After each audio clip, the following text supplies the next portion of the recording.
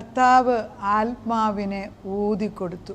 Receive the holy spirit. കർത്താവ് തന്നെ തൻ്റെ ആത്മാവിനെ ഊതിക്കൊടുത്തു എന്ന്. ഇത് യോഹന്നാൻ്റെ സുവിശേഷം 20-ന്റെ 22 അതിങ്ങനെയാണ് വായിക്കുന്നത്. 20-21 വായിക്കാം. യേശു പിന്നെയും അവരോട്, നിങ്ങൾക്ക് സമാധാനം. പിതാവ് എന്നെ അയച്ചതുപോലെ ഞാനും നിങ്ങളെ അയക്കുന്നു എന്ന് പറഞ്ഞു. ശിഷ്യന്മാരെ ജോലി ഏൽപ്പിച്ചു വിടുകയാണ്. ഇങ്ങനെ പറഞ്ഞ ശേഷം അവൻ അവരുടെ മേൽ ഊതി അവരോട്, പരിശുദ്ധാത്മാവിനെ കൈക്കൊള്ളുവീൻ. അതാണ് ഹി ബ്രത്ത് ഹിസ്, അതായത് അവൻ്റെ സ്പിരിറ്റിനെ ഊതിയിട്ടുണ്ട്. 22 ഇംഗ്ലീഷിൽ 20-ന്റെ ഏകദേശം 22 ഇങ്ങനെയാണ്. 20-22 Again he said, peace be with you, as the Father has sent me, I am sending you. And with that he breathed on them and said, receive the Holy Spirit. If you forgive anyone his sins, they are forgiven. If you do not forgive them, they are not forgiven. പാപമോചനത്തിനുള്ള അധികാരം കൊടുത്തു. അതിനു മുൻപായിട്ട് ദൈവം പുത്രൻ തമ്പുരാൻ തൻ്റെ ആത്മാവിനെ ശിഷ്യന്മാരിലേക്ക് ഊതിക്കൊടുത്തു. നമ്മൾ ഈ ഊതുക എന്ന് പറയുമ്പോഴേ റൂഹ അല്ലെങ്കിൽ അതിൻ്റെ ശക്തി അത് നമ്മുടെ മനസ്സിന് ഇതൊന്നും മനസ്സിലാകത്തില്ല. നമ്മുടെ ഈ ഇൻഫിനിറ്റ്, അതായത് ഈ ഫൈനൈറ്റായിട്ടുള്ള ഈ ബ്രെയിനകത്ത് സർവശക്തനായ ദൈവത്തിൻ്റെ വലിയ കാര്യങ്ങളൊന്നും മനസ്സിലാക്കാൻ ഒക്കത്തില്ല. പിന്നെ വചനം പറയുന്നതനുസരിച്ച് നമ്മൾ കുറേ ഗ്രാസ്പ് ചെയ്യുന്നതേ ഉള്ളൂ. അത് എത്രയോ കുറച്ച് മാത്രം നമ്മൾ സ്വർഗത്തെക്കുറിച്ച് അറിയുന്നുള്ളൂ. അപ്പോൾ ഈ ഉൽപ്പത്തിയിൽ ജനസിസ് 2:7 പറയുന്നുണ്ട്, ദൈവം മനുഷ്യനെ സൃഷ്ടിച്ചു. ആദം ഒരു വലിയ പുരുഷനായിട്ട് തന്നെയാണ് സൃഷ്ടിച്ചത്, കൊച്ചു കുഞ്ഞിട്ടൊന്നുമല്ല. കാരണം തൻ്റെ കൈകൊണ്ട് മെനഞ്ഞു. കാരണം അവർക്ക് നല്ല എല്ലാം കൊടുത്ത് എല്ലാ ശക്തിയും കൃപയും ദൈവത്വത്തിനെ പോലെ, അതായത് ദൈവം തൻ്റെ ഛായയിലും സ്വരൂപത്തിലും സൃഷ്ടിച്ചു. അത് കഴിഞ്ഞിട്ട് ഈ ഉൽപ്പത്തി 2:7 പറയുന്നത്, യഹോവയായ ദൈവം നിലത്തെ പൊടി കൊണ്ട് മനുഷ്യനെ സൃഷ്ടിച്ചിട്ട് നിർമ്മിച്ചിട്ട് അവൻ്റെ മൂക്കിൽ ജീവശ്വാസം ഊതി മനുഷ്യൻ ജീവനുള്ള ദേഹിയായി തീർന്നു. ഇത് ഈ ജീവനുള്ള ദേഹിയായി തീർന്നു പറഞ്ഞാൽ ദൈവത്തിൻ്റെ ആത്മാവിനെയാണ് ഊതിക്കൊടുക്കുന്നത്. അപ്പോൾ ദൈവശ്വാസം ഊതിക്കൊടുക്കുന്നത് ആ ഒരു ദൈവത്തിൻ്റെ ആത്മാവ് അത് വന്നപ്പോഴാണ് ഒരു മനുഷ്യൻ ജീവനുള്ള ദേഹിയായി മാറുന്നതെന്ന് ഓർക്കണം. അപ്പോൾ ഇതുവരെ മണ്ണിനകത്തുനിന്ന് എടുത്തു വെച്ച് ഒരു പ്രതിമ പോലെ കിടക്കുന്നതിനെ ജീവനാക്കി ദൈവത്തിൻ്റെ പ്രതിച്ഛായയിലുണ്ട് ദൈവത്തോടു കൂടെ ജീവിപ്പാൻ ആഗ്രഹിച്ച് ആദത്തിനെ സൃഷ്ടിച്ചു, പിന്നെ ഹവ്വായെ സൃഷ്ടിച്ചു. എന്നാൽ പാപം വരുന്നതിന് മുമ്പ് ദൈവം അവരോട് പറയുന്നുണ്ട്, ഞാൻ ഈ തോട്ടത്തിൽ 2 വൃക്ഷം വെച്ചിട്ടുണ്ട്. 1 ജീവവൃക്ഷം, 2 നന്മതിന്മയുടെ വൃക്ഷം. നന്മതിന്മയുടെ വൃക്ഷത്തിൻ്റെ ഫലം എന്ന് നീ കഴിക്കുന്നുവോ അന്ന് എൻ്റെ ആത്മാവ് മരിച്ചു, നിൻ്റെ ആത്മാവ് മരിച്ചു പോകും. അത് നിന്നിൽ ഞാൻ ഇട്ടിരിക്കുന്ന ആത്മാവ്, അത് അനുസരണത്തിൻ്റെ. ദൈവത്തിന് വേണമെങ്കിൽ ഇത് ചെയ്യാമായിരുന്നു, അത് കൊടുക്കണ്ട. പക്ഷെ അത് പിന്നെ റോബോട്ടല്ലേ. ഇപ്പോൾ നമ്മൾ മനുഷ്യൻ റോബോട്ടിനെ ഉണ്ടാക്കി വെക്കുക. അപ്പോൾ നമുക്കത് മനസ്സിലാക്കും. വളരെ അതിന് പ്രോഗ്രാം ചെയ്യുന്നത് മാത്രമേ, അതിനെന്ത് ചിന്തിക്കാൻ, തന്നെത്താൻ എന്ത് ചെയ്യാൻ വെക്കും. അപ്പം ദൈവത്തിൻ്റെ ആത്മാവ് തൻ്റെ സ്വഭാവം വിട്ട് മനുഷ്യനെ സൃഷ്ടിച്ചപ്പം അതേ ക്യാരക്ടറിസ്റ്റിക്സ് നമ്മളെ ഉള്ളപ്പോൾ അവൻ്റെ ശ്വാസം ഊതിയപ്പോഴാണ് ജീവൻ വന്നത്. പിന്നെ മനുഷ്യൻ പാപം ചെയ്തതോടുകൂടി ആത്മാവ് മരിച്ചപ്പം മനുഷ്യൻ മോണ്ടറായി മാറി. അതായത് ഉഴന്ന് നടക്കുന്ന മരുഭൂ യാത്രയിൽ ജീവിതത്തിൻ്റെ ഭാരങ്ങളും വഹിച്ചു. അതുകൊണ്ടാണ് ഭൂമിയിൽ നീ വിയർപ്പോടുകൂടി ജീവിക്കണം. അതെല്ലാം കഴിഞ്ഞിട്ട് പിന്നെ മനുഷ്യൻ ഈ കാലാകാലങ്ങളിൽ ദൈവത്തിൻ്റെ ഓരോ വെളിപ്പാട് നമുക്ക് കിട്ടുകയാണ്. അर्थാത് ഘട്ടം ഘട്ടമായിട്ട് ദൈവത്തിൻ്റെ ഓരോ സ്വഭാവങ്ങളും ഓരോ ക്യാരക്ടറിസ്റ്റിക്സ് നമ്മുടെ മനസ്സിലാക്കി തരണം. എന്നാൽ ഈ കർത്താവിൻ്റെ ക്രൂശ് മരണത്തിന് അല്പം മുൻപാണ് ഈ സംഭവത്തിൽ നടക്കുന്നത്. തൻ്റെ ആത്മാവിനെ അവർ ഊതി കൊടുക്കുന്നു. 20-ാം അധ്യായം ആയപ്പോഴത്തേക്ക് യോഹന്നാൻ്റെ 20-ാം അധ്യായം കർത്താവിൻ്റെ ക്രൂശുമരണം കഴിഞ്ഞിട്ടുള്ള സമയമാണ്. ആഴ്ചവട്ടത്തിൻ്റെ 1-ാം നാളായപ്പോൾ ആ ദിവസം നേരം വൈകിയപ്പോൾ ശിഷ്യന്മാരിരുന്ന സ്ഥലത്ത് യഹൂദന്മാരെ പേടിച്ച് വാതിക്കൽ അടച്ചിരുന്ന യേശു വന്ന് നടുവിൽ നിന്നു. ഇത് പറഞ്ഞിട്ട് അവൻ കൈയും വിലാപ്പുറവും അവനെ കാണിച്ചു. കർത്താവിനെ കണ്ടിട്ട് ശിഷ്യന്മാർ സന്തോഷിച്ചു. യേശു പിന്നെയും അവരോട്, നിങ്ങൾക്ക് സമാധാനം. പിതാവ് എന്നെ അയച്ചതുപോലെ ഞാനും നിങ്ങളെ അയക്കുന്നു. ഇങ്ങനെ പറഞ്ഞ ശേഷം അവൻ അവരുടെ മേൽ ഊതി അവരോട്, പരിശുദ്ധാത്മാവിനെ കൈക്കൊള്ളുവീൻ. ആരുടെ പാപങ്ങൾ നിങ്ങൾ മോചിക്കുന്നുവോ അവ മോചിക്കപ്പെട്ടിരിക്കും, ആരുടെ പാപങ്ങൾ നിർത്തുന്നുവോ അവ നിർത്തിയിരിക്കുന്നു എന്ന് പറഞ്ഞു. ഒരു ജോലി അസൈൻ ചെയ്ത് തന്നെയല്ല, ആരുടെ ആത്മാവിനെ ഇപ്പോൾ ഊതി കൊടുക്കുന്നത്? നഷ്ടപ്പെട്ടത്, ഏദൻ തോട്ടത്തിൽ നഷ്ടപ്പെട്ടതായ ദൈവത്തിൻ്റെ ആത്മാവിനെ ഇന്നിപ്പോൾ രണ്ടാമതായിട്ട് ഊതി കൊടുക്കുന്നത് പുത്രൻ തമ്പുരാനാണ്. പിതാവിൻ്റെ ബോസത്തിൽ നിന്ന് വന്ന പുത്രൻ തൻ്റെ ആത്മാവ് ദൈവത്തിൻ്റെ പരിശുദ്ധാത്മാവാകിയാൽ കർത്താവിൻ്റെ ആത്മാവിന് വസിക്കുകയാണ്. അവർ മൂന്നുപേർ തൃത്വം ഒരുപോലെ ഇവിടെ ആക്റ്റപ്പോൺ ചെയ്യാണ്. അന്ന് ഏദൻ തോട്ടത്തിൽ നഷ്ടപ്പെട്ടതായ ആത്മാവിനെ ഇന്നിവിടെ ഈ യോഹന്നാൻ്റെ 20-ാം അധ്യായത്തിൽ 22 ആയപ്പോഴത്തേക്ക് യേശുക്രിസ്തു തന്നെ ഇവരുടെ മേൽ ശ്വാസം ഊതിക്കൊടുത്ത് ജോലി ഏൽപ്പിക്കുക. എന്ത് ജോലിയാണ് ഏൽപ്പിച്ചത്? എന്ത് ജോലി ഏൽപ്പിച്ചെന്ന് നോക്കിയപ്പോൾ പല ജോലി ചെയ്യുന്നവരോട് ദൈവാത്മാവ് പറയുന്നത്, നിങ്ങൾക്ക് സമാധാനം, പിതാവ് എന്നെ അയച്ചതുപോലെ ഞാനും നിങ്ങളെ അയക്കുന്നു. പിതാവ് എന്നെ അയച്ചെന്നുള്ള ഉറപ്പുണ്ടോ? ഈ പുത്രൻ തമ്പുരാൻ പറയുന്ന കാര്യം സത്യമാണെന്ന് എൻ്റെ ബുദ്ധിയോട് ഞാൻ എപ്പോഴും പറഞ്ഞുകൊണ്ടിരിക്കണം. ഇതിനകത്ത് അതായത് ഞാനെന്ന ഭാവം കയറി ഞാൻ ദൈവത്തെക്കാട്ടി വലുതായിട്ട് ചിന്തിച്ചിട്ട് ഒരു കാര്യമില്ല. ദൈവം ഇത് പറഞ്ഞിട്ടുണ്ടോ അത് സത്യമാണ്. ഇത് വേദപുസ്തകമാണ്. ഇതിനകത്ത് മിത്തോളജി ഒന്നും എഴുതി വെച്ചിട്ടില്ല. ഇത് നടന്ന കാര്യങ്ങളാണ്. അത് റെക്കോർഡ് ചെയ്ത് വെച്ചിരിക്കുന്നത് എനിക്ക് എൻ്റെ പ്രയോജനത്തിന് വേണ്ടി, അത് എൻ്റെ ആത്മാവിൻ്റെ വീണ്ടെടുപ്പിന് വേണ്ടി. അങ്ങനെ പറഞ്ഞു കഴിഞ്ഞിട്ട് ജോലി കൊടുത്തു കഴിഞ്ഞിട്ട് പിതാവ് അയച്ച പുത്രനാണ് നമുക്ക് തന്നത് എങ്കിൽ പുത്രന് അവകാശമുണ്ട്.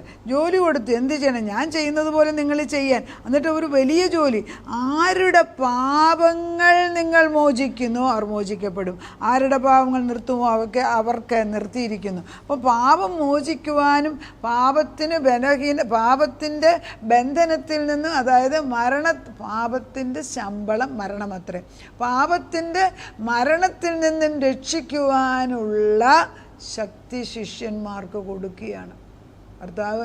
ഇത് ഓർക്കണം, ഈ പരിശുദ്ധാത്മാവ് യേശുക്രിസ്തു തന്നെ ഊതി കൊടുത്തു കഴിഞ്ഞിട്ടും ഇവർക്ക് പിന്നെയും സംശയമുണ്ടായിരുന്നു. പിന്നെ പെന്തക്കോസ്ത് ദിവസത്തിൽ പൂർണ്ണമായിട്ട് പരിശുദ്ധാത്മാവിൻ്റെ അമിത ശക്തി വന്നു കഴിഞ്ഞിട്ടാണ്. ഇതാണ് ഞാൻ പറഞ്ഞത്, ഘട്ടം ഘട്ടമായിട്ടാണ് ദൈവത്തിൻ്റെ വെളിപ്പാട്. അതുകൊണ്ട് നമ്മൾ അവൻ വിശ്വാസിയായിട്ട് അവനിത് കാണിച്ചല്ലോ നമ്മൾ ചോദിക്കുമ്പം അവൻ്റെ ലെവൽ എത്രയാണെന്ന് നമുക്കറിഞ്ഞുകൂടാ. നമ്മൾ ആരെയും വിധിക്കേണ്ട ആവശ്യമില്ല. ഈ വിധിച്ചുള്ള കണ്ണുകൾ നമ്മുടേത് എടുത്തു കളഞ്ഞിട്ട് പുതിയ കണ്ണ് വെക്കണമെന്ന് നമുക്ക് പ്രാർത്ഥിക്കാം.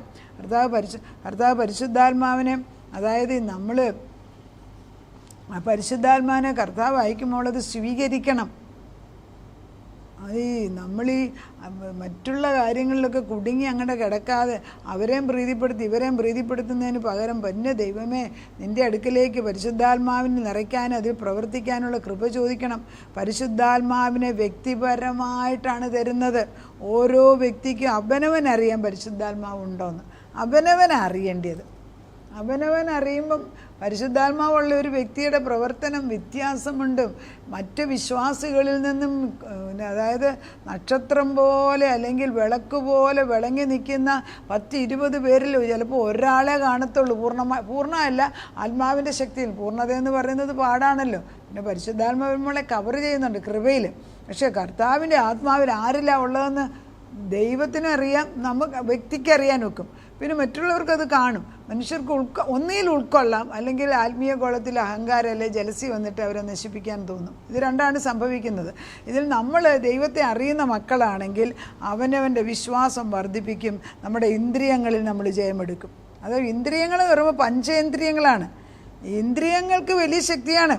ഇന്ദ്രിയങ്ങൾ എന്ന് പറയുമ്പോൾ കണ്ണ്, മൂക്ക്, ചെവി, അതുപോലെ തന്നെ സ്മെല്ല്, ടച്ച്, ഈ 5 ഇന്ദ്രിയങ്ങളും, നമ്മൾ നാവ്, ടേസ്റ്റ്, ഇതെല്ലാം ഈ 5 ഇന്ദ്രിയങ്ങളും ജഡത്തിൽ ഉപയോഗിച്ച് നമ്മൾ നല്ല എക്സ്പേർട്ടായിട്ട് ഇരിക്കുന്നവരോട് ഇപ്പം പരിശുദ്ധാത്മാവെന്ന് ഊതിയതുകൊണ്ട് ഒരു സുപ്രഭാതം കൊണ്ട് നമ്മൾ ആൾ മാറിയെന്ന് പറഞ്ഞാൽ, അന്തരാത്മാവിൽ നമുക്ക് വ്യത്യാസം ഉണ്ടെങ്കിലും it takes time to manifest in the outer എല്ലാം. ശരിയല്ലേ? ആത്മാവിൽ ഒരാൾ മാറിയെന്ന് പറഞ്ഞ്, ഇപ്പം ഞാൻ ദൈവം കർത്താവ് നിൻ്റെ പാപം എല്ലാം ക്ഷമിച്ചിരിക്കുന്നു. അപ്പോൾ നമ്മളിങ്ങനെ ഇടത്തോടെ വലത്തോട്ട് നോക്കി, എന്നോടാണോ ഈ പറയുന്നതെന്ന്. പാപം എല്ലാം ക്ഷമിച്ച് പാപം തുടച്ചു മാറ്റിയ ഒരു വ്യക്തിയുടെ പെരുമാറ്റത്തിന് വ്യത്യാസം വേണം. പക്ഷെ പിന്നെ നമ്മൾ പഴയ പോലെ അറിയാതെ പ്രവർത്തിക്കുന്നെങ്കിൽ it takes time and continues teaching. അതാണ് ദൈവം ചെയ്യുന്നത്, അതാണ് പരിശുദ്ധ. അതുകൊണ്ടാണ് 12 ശിഷ്യന്മാരോട് ഞാൻ ചെയ്യുന്നതൊക്കെ നിങ്ങൾ ചെയ്യുവിൻ. ദൈവത്തിന് ശിഷ്യന്മാരെ ആവശ്യമുണ്ട്, ദൈവത്തിന് വിശ്വാസികളെ ആവശ്യമുണ്ട്. യേശുക്രിസ്തു നമ്മൾ കൃപയിലാണിപ്പം. നമ്മളെ ഇന്ദ്രിയങ്ങളിൽ കിടന്ന് ഓപ്പറേറ്റ് ചെയ്യാതെ പരിശുദ്ധാത്മാവ് പ്രവർത്തിക്കുമ്പോൾ നമ്മുടെ അന്തരാത്മാവിന് ഈ 5 സെൻസസ് പോലെ പ്രവർത്തിക്കാനുള്ള കഴിവുണ്ട്. അതുകൊണ്ട് കേൾക്കുമോ? അന്തരാത്മാവ് കേൾക്കും. അന്തരാത്മാവിന് കൈയുണ്ടോ? നമ്മുടെ കൈ ഉപയോഗിക്കും. അന്തരാത്മാവ് കാണുന്നുണ്ട് ക്ലിയറായിട്ട്. ഈ ആത്മാവുള്ള വ്യക്തികൾക്ക് എന്ത് ക്ലിയറായിട്ട് മറ്റൊരു വ്യക്തികളുടെ ഓരോ ചിന്തകളും നമുക്ക് കാണാൻ സാധിക്കും. അവരെങ്ങനെയാണ് റീഡ് ചെയ്യുന്നത് നമുക്കതുപോലെ കർത്താവ് കാണിച്ചു തരും. വളരെ നമ്മളാരും വിധിക്കത്തില്ല, അതുകൊണ്ട് കുഴപ്പമില്ല. പക്ഷെ we can really discern it so clearly. അതുകൊണ്ടാണ് കർത്താവ് എത്ര പേരുടെ നടുക്കിരുന്നാലും അതിൽ ആത്മാവുള്ള ഒരാളെ കണ്ടുപിടിക്കും. ഞാൻ ഈ 10, 200, 300 ഒക്കെ ആളുകളുള്ളടുത്ത് പ്രസംഗിക്കാൻ പോകും. പള്ളിയിലൊക്കെ പ്രസംഗിക്കാൻ ചെല്ലുമ്പോഴേ ഒരു വ്യക്തിയുടെ കണ്ണിൽ എൻ്റെ കണ്ണ് ഞാൻ ഉടക്കും എപ്പോഴും, അറിഞ്ഞോ അറിയാതെ. അവരെ ഞാൻ വിളിച്ച് മാറ്റി ചോദിക്കും. അവരുടെ ജീവിതത്തിൽ അന്നത് വിടുതലിൻ്റെ ദിവസമാണ്. കാരണം ചിലപ്പോൾ ആ ഒരൊറ്റ വ്യക്തിക്കായിരിക്കും എന്നെ വിട്ടത്. അത് അങ്ങനെ എത്ര പേർക്ക് അനുഭവങ്ങൾ ഞാൻ എൻ്റെ ജീവിതത്തിൽ ഉണ്ടായിട്ടുണ്ടെന്ന്. അന്നത്തെ ദൂത് ആ വ്യക്തിക്ക് വേണ്ടി. ഒരു വ്യക്തിയെ കരുതുന്ന ദൈവം നമ്മളെ കരുതാതിരിക്കുന്നത് എന്താ ഈ ശ്വാസം? റോമർക്കെഴുതിയ ലേഖനം 8:11 യേശുവിനെ മരിച്ചവരിൽ നിന്ന് ഉയർപ്പിച്ച ആത്മാവ് എന്നിൽ നിങ്ങളിൽ വസിക്കുന്നു എങ്കിൽ യേശുക്രിസ്തുവിനെ മരിച്ചവരിൽ നിന്ന് ഉയർപ്പിച്ചവൻ നിങ്ങളിൽ വസിക്കുന്ന തൻ്റെ ആത്മാവിനെ കൊണ്ട് നമ്മുടെ നിങ്ങളുടെ മൃത ശരീരത്തെയും ജീവിപ്പിക്കും. എൻ്റെ മൃതശരീരം, അത് മരിച്ചു പോകുന്ന ശരീരത്തിനെ ജീവിപ്പിക്കുന്നത് പരിശുദ്ധാത്മാവാണ്. അത് സിമ്പിൾ ഇതാ. റോമർക്കെഴുതിയ ലേഖനം 8:11 പറയുന്നതാണ് യേശുവിൽ പരിശുദ്ധാത്മാവ് പ്രവർത്തിച്ചു മരിച്ചു കിടന്ന യേശുവിനെ ഉയർത്തെഴുന്നേൽപ്പിച്ച അതേ ആത്മാവ് എന്നിലുള്ളതിനാൽ ഇപ്പോഴാണ് ദൈവത്തിൻ്റെ ശ്വാസം ഊതി ഞാനത് സ്വീകരിക്കുമ്പം എൻ്റെ മൃതശരീരത്തെയാണ് ജീവിപ്പിക്കുന്നതെന്ന്. അതാണ് മൃത്യശരീരം ജീവനം. ദൈവത്തിന് നമ്മുടെ ശരീരത്തിന് ബലമുണ്ട്. ഈ മോശയുടെ ശരീരമൊക്കെ മോശയുടെ മരിച്ചു കഴിഞ്ഞിട്ട് മോശയുടെ ശരീരത്തിന് വേണ്ടി പിശാച് വാദിക്കുന്ന ഒരു ഭാഗം യൂദായിൽ എഴുതിയിട്ടുണ്ട്. മോശയുടെ ശരീരം ദൈവം കാണിച്ചു കൊടുത്തിരുന്നെങ്കിൽ നമ്മളിപ്പോൾ മോശയുടെ പടവും പിക്ചറും ഒക്കെ ഇവിടെ സ്റ്റാച്ചു ഒക്കെ ഉണ്ടാക്കി വെച്ചത് ദൈവമായിട്ട് വെച്ചേന്. അതുകൊണ്ടാണ് അതിൻ്റെ സീരിയസ്നെസ് മനസ്സിലാക്കുന്നുണ്ട്. പിന്നെ കർത്താവിനെ ഫോളോ ചെയ്യുന്നവർക്ക് അതിൻ്റെ മഹത്വം കൊടുക്കണം, ബഹുമാനം കൊടുക്കണം. പക്ഷെ അവർ ദൈവമല്ല. ആ രണ്ട് ഡിഫറൻസ് മനസ്സിലാക്കി ആദരിക്കണം. പക്ഷെ ദൈവത്തിൻ്റെ മഹത്വവും തേജസ്സും ദൈവത്തിന്. Is A jealous God, A zealous God. അപ്പോൾ നമ്മൾ വിശ്വാസ വീരന്മാരാക്കാൻ തക്കവണ്ണം ദൈവം ഇറങ്ങി വന്നിരിക്കുകയാണ്. തൻ്റെ ശ്വാസം ഊതിയെങ്കിലും പിന്നെ നമ്മൾ മനസ്സിലാക്കുന്നത് അവൻ്റെ ശ്വാസം ഊതിയെങ്കിലും കർത്താവ് ആത്മാവിനെ ഊതിത്തരുന്നു. ഇവിടെ നമ്മൾ ഈ 20-ാം അധ്യായത്തിൽ യോഹന്നാൻ ഇത് കഴിഞ്ഞിട്ടുള്ള ഭാഗത്ത് തോമാസ് ലീഹയുടെ സംശയത്തെ പരിഹരിച്ചു കൊടുക്കുകയാണ്. അതാണ് തോമാസ് ലീഹ ഇന്ദ്രിയങ്ങളിൽ കൂടെ മനസ്സിലാക്കിയത്. അതാണ് ഞാൻ കൈകൊണ്ട് കൊടുക്കുകയും ഞാൻ കാണുകയും ഞാൻ വിലാപ്പുറത്ത് കൈവെക്കുകയും ചെയ്തില്ലെങ്കിൽ ഞാൻ വിശ്വസിക്കുകയും എല്ലാ ഇന്ദ്രിയങ്ങളിൽ ആശ്രയിക്കുന്നത്. പക്ഷെ ദൈവം ഒന്നും കുറ്റം പറഞ്ഞില്ല. യേശുക്രിസ്തു അവന് വന്നിട്ട് തോമസ് ഉള്ളപ്പം വീണ്ടും വന്നിട്ട് അവിശ്വാസിയാകാതെ വിശ്വാസിയായിട്ട് എൻ്റെ അരികിലേക്ക് വരാൻ വിളിച്ചു മാറ്റുന്നു. കർത്താവ് കാണിച്ചു കൊടുക്കുകയാണ്. അങ്ങനെ എൻ്റെ രാജാവും എൻ്റെ ദൈവമേ എന്ന് എൻ്റെ ദൈവവും തോമസ് ലീ ഉടനെ വിളിച്ചു പറഞ്ഞു, എൻ്റെ കർത്താവും എൻ്റെ ദൈവവുമായുള്ളവേ. തോമസ് ലീഗയുടെ ഇന്ദ്രിയങ്ങളിൽ നിന്ന് മാറ്റി ആത്മാവിൻ്റെ തലത്തിലേക്ക് കൊണ്ടുവരാൻ ദൈവം പരിശ്രമിക്കുന്നതുണ്ടോ? തോമസ് അവനോട് എൻ്റെ കർത്താവും എൻ്റെ ദൈവമായുള്ളവേ എന്ന് ഉത്തരം പറഞ്ഞു. യേശു അവനോട് നീ എന്നെ കണ്ടതുകൊണ്ട് വിശ്വസിച്ചു, കാണാതെ വിശ്വസിച്ചവർ ഭാഗ്യവാന്മാർ. അപ്പോൾ ഇന്ദ്രിയങ്ങളെ ആശ്രയിച്ചല്ല നമ്മുടെ ജീവിതം. നമ്മൾ ആത്മാവിൻ്റെ കണ്ണ് തുറക്കണം. ഇന്ന് മുതൽ അങ്ങനെ സംഭവിക്കട്ടെ. കർത്താവേ, നിൻ്റെ പരിശുദ്ധാത്മാവ് പുത്രൻ തമ്പുരാൻ തന്നെ വീണ്ടും ശ്വാസം ഊതിത്തന്നു ശിഷ്യന്മാരുടെ അവിശ്വാസത്തെ മാറ്റിക്കൊടുത്തു. തോമസ് ലീഹായ്ക്ക് എല്ലാ ഇന്ദ്രിയങ്ങളിൽ കൂടെ ഞാൻ കണ്ടാലേ വിശ്വസിക്കൂ, ഞാൻ തൊട്ടാലേ വിശ്വസിക്കൂ എന്നൊക്കെ പറഞ്ഞിട്ട് കർത്താവ് ഒന്നും പറഞ്ഞില്ല. തോമസ് ഉള്ളപ്പം വീണ്ടും കർത്താവ് പ്രത്യക്ഷനായിട്ട് തോമസിൻ്റെ സംശയം മാറ്റിക്കൊടുത്തു. അങ്ങനെ തോമസ് ലീഹ ഭൂമിയിൽ കർത്താവ് ജീവിച്ചിരുന്ന കാലത്ത് നമ്മുടെ മൈലാപ്പൂർ വന്ന് ഇവിടെ വന്ന് അങ്ങനെ വിശ്വാസികളെ ഉണ്ടായി എന്ന് പറയും. നമ്മൾ വിശ്വസിക്കുന്നു. അങ്ങനെ എന്താന്നേലും കർത്താവിൻ്റെ പരിശുദ്ധാത്മാവ് 12 ശിഷ്യന്മാരെ യൂദ ഒഴിച്ച് ബാക്കിയുള്ള എല്ലാ ശിഷ്യന്മാരെയും ഓരോ സ്ഥലത്തായിട്ട് പറഞ്ഞു വിട്ട് തൻ്റെ രാജ്യം, സ്വർഗരാജ്യം ഭൂമിയിലുണ്ടാക്കി. ദൈവത്തിൻ്റെ ഭൂമി എന്ന് പറയുന്ന അതിനൊക്കെ ദൈവത്തിന് മക്കളെ ആവശ്യമുണ്ട്. കർത്താവേ, ഞങ്ങളുടെ മേൽ നിൻ്റെ ശ്വാസം ഊതിയതിനെ ഞങ്ങൾ സ്വീകരിക്കുന്നു. നിൻ്റെ ശ്വാസം ഞങ്ങളുടെ മക്കളുടെ മേൽ ഊതിയ ഞങ്ങൾ സ്വീകരിക്കുന്നു. ഞങ്ങളുടെ തലമുറകളുടെ മേൽ നിൻ്റെ ശ്വാസം പകരുന്നതിന് നന്ദി പറയുന്നു. പെന്തക്കോസ്തി ദിവസമായപ്പോൾ പരിശുദ്ധാത്മ അതിശക്തമായിട്ട് കടന്നു വന്ന് തീജ്വാല പോലെ കടന്നു വന്ന് എല്ലാവർക്കും പുതിയ ഭാഷയെ കൊടുത്തു സത്യവെളിച്ചം മനസ്സിലാക്കി കൊടുത്തതുപോലെ ഞങ്ങളുടെ ഹൃദയത്തിലും നീ പ്രവർത്തിക്കണമേ. നിൻ്റെ ആത്മാവിൻ്റെ ശക്തി പകർന്നു തരണമേ എന്ന് പ്രാർത്ഥിക്കുന്നു. പ്രാർത്ഥന കേട്ട് ഞങ്ങൾക്ക് ഉത്തരം തന്നതിന് നന്ദി.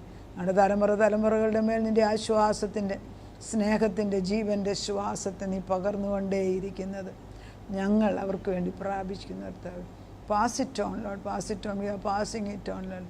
സമാധാനത്തിൻ്റെ ദൈവം നമ്മുടെ തലമുറകളുടെ മേൽ സമാധാനത്തെ കൊടുത്ത് ക്ലാരിറ്റി, നല്ലവണ്ണം ക്ലിയറായിട്ട് ചിന്തിച്ച് വ്യക്തമായിട്ട് നിന്നിൽ ആശ്രയിക്കാൻ തക്കവണ്ണം ആശ്രയം, വിശ്വാസം തന്നെയല്ല കർത്താവേ, ആശ്രയം കൂടി ഇട്ട് കൊടുത്ത് അവരെ നീ നേർവഴിക്ക് കൊണ്ടുവന്ന് അവരെ ഉയർത്തുന്നത് ഞങ്ങളുടെ കണ്ണുകൊണ്ട് കാണും കർത്താവേ. അങ്ങനെ നീ ചെയ്യുന്നതിനാൽ സ്തോത്രം. നിന്നിൽ അവരെ ആശ്രയിച്ച് ജീവിക്കുന്ന ആ വലിയ ഭാഗ്യപദവിയിലേക്ക് അവരെ മാറ്റിയെന്നത് അപ്പച്ചൻ്റെ ആത്മാവ് കർത്താവേ, നിൻ്റെ ശ്വാസം 12 ശിഷ്യന്മാരിൽ കൊടുത്തതുപോലെ തലമുറകമേ നിൻ്റെ ശ്വാസത്തെ നീ കൊടുക്കുന്നതിനാൽ സ്തോത്രം. പ്രാർത്ഥനയുടെ ഉത്തരം തന്ന ദൈവത്തിന് നന്ദി. സകലത് യേശു ക്രിസ്തുവിൻ്റെ പുണ്യനാമത്തിൽ തന്നെ. ആമേൻ.